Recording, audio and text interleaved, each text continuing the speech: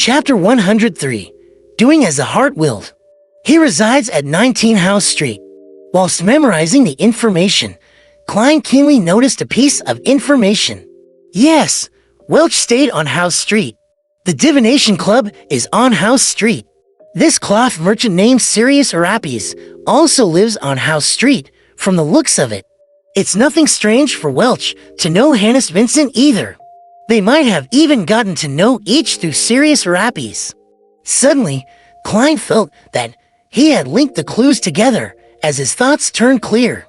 He was originally confused as to how Welch would be acquainted with Hannes Vincent.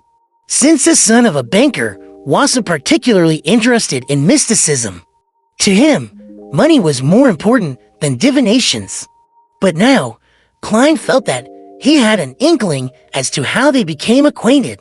According to the descriptions of several magazines, middle-class and wealthy residents would gladly pay a visit to their neighbors from the same social class in order to form a social circle, which is beneficial to them. Similarly, Welch and the cloth merchant, Sirius, absolutely have the motivation and opportunity to become friends since they both lived in the House Street vicinity. It isn't hard to understand how Sirius knew Hannes Vincent, who regularly went to the Divination Club on House Street. Perhaps it was a coincidental meeting, or perhaps Hannes had helped him out before. Regardless, this made it possible for the two of them, who frequently ran into each other within the same area, to become closer to one another.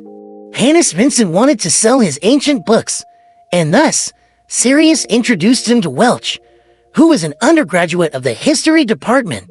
In Hannes' dream, there was a figure of the suspected evil god, the true creator. He also knew of the proper incantation format. This proves that he was very deep into the realm of mysticism. The possibility that he might have even been a member of some secret organization cannot be dismissed. I cannot rule out the possibility of him joining some secret organization under Sirius influence. With ideas coming to him so easily, Klein could tell that the information the man had left behind had a certain level of credibility without even using divination methods. Even if he isn't called Sirius Arapes, nor work as a cloth merchant, and doesn't live at 19 House Street, he definitely resides at House Street or, at the very least, somewhere nearby. While these ideas ran through his mind, Klein viewed the borrowing records once again with this new train of thought. The last time he came to Deweyville Library was last Saturday, a day before Selena's birthday party, which was also a day before Hannes Vincent died. Several days have already passed since then, but he hasn't returned the issues that he borrowed. According to past records, if he only borrowed 2 issues, he would usually return them the next day. Could this mean that he knows of Hannes' death and was scared to the point that he no longer dares to come to the Deweyville Library again? Yes, he started by borrowing several unrelated history books and journals until he narrowed down what he needed, which is very similar to what I had read. This means that there was no one teaching him. There was no senior associate professor from the history department of a university. He did this completely through trial and error. What would a shock target do? 2 choices.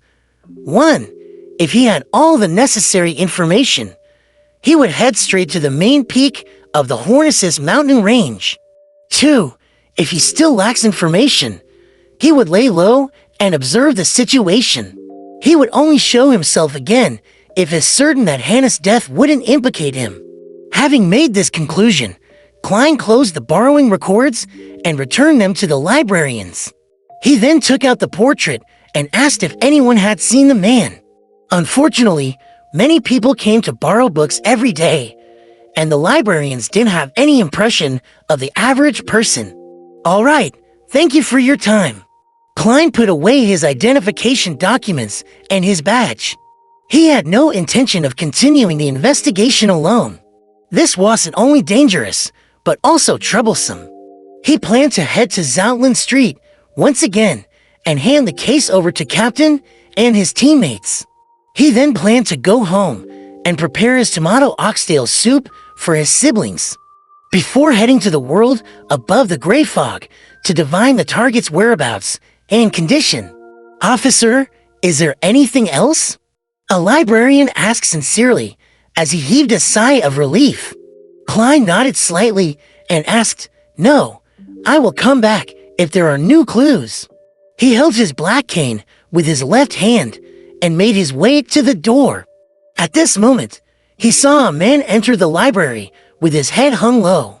He was dressed in a double-breasted coat, its collar standing tall.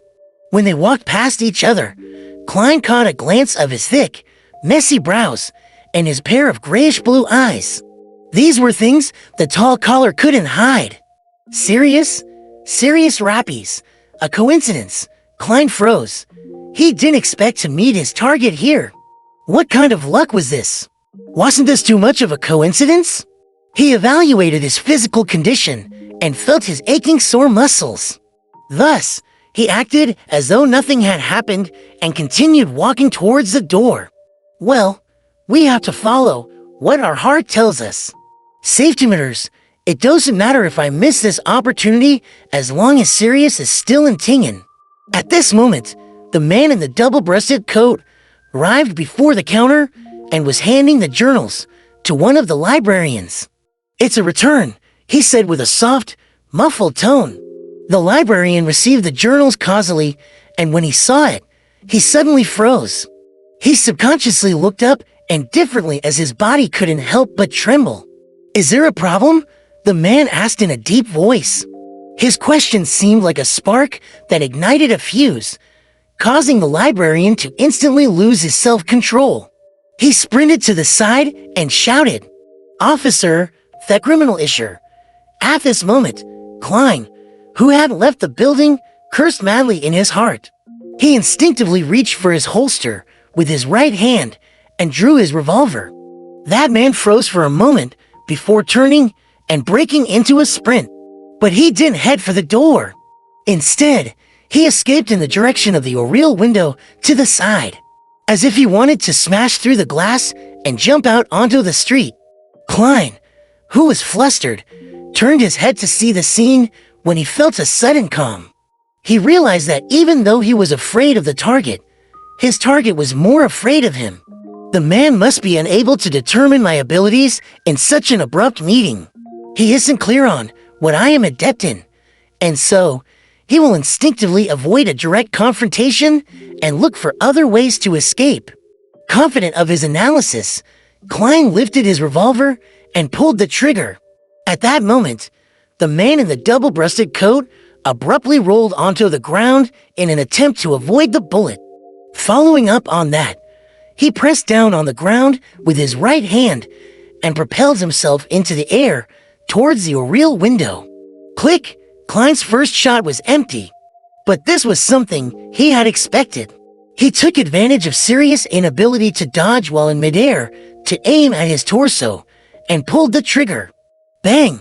The silver demon hunting bullets tore through the air and penetrated straight through Sirius' back. Crash!